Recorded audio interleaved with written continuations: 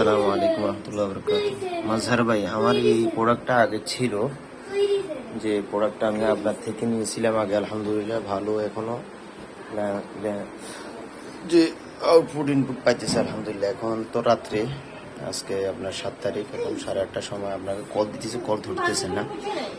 এখানে আমার প্যানেলে আগে 12 ভোল্টের 960 ওয়াট দেওয়া হয়েছিল, 19 এবং 24 ভোল্ট 1920 ওয়াট করা যাইতো আর কি, 48 বুঝিটা, এবং 20 অ্যাম্পিয়ার থেকে ভোল্টেজ 150 ভোল্টেজ দেওয়া যাইত।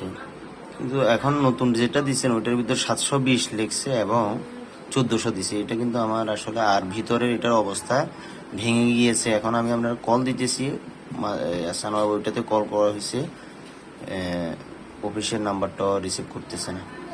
আপনারা ভিডিওটা করে দেখাইলাম, আগেরটা এটা যেটা আমি এখন চালাইতেছি বাসায় মাদ্রাসার জন্য। এখন যেটা আনছি এটার ভিডিও পাঠাইছি, ভিতরে কুলিং ফ্যানটা ভেঙে গিয়েছে।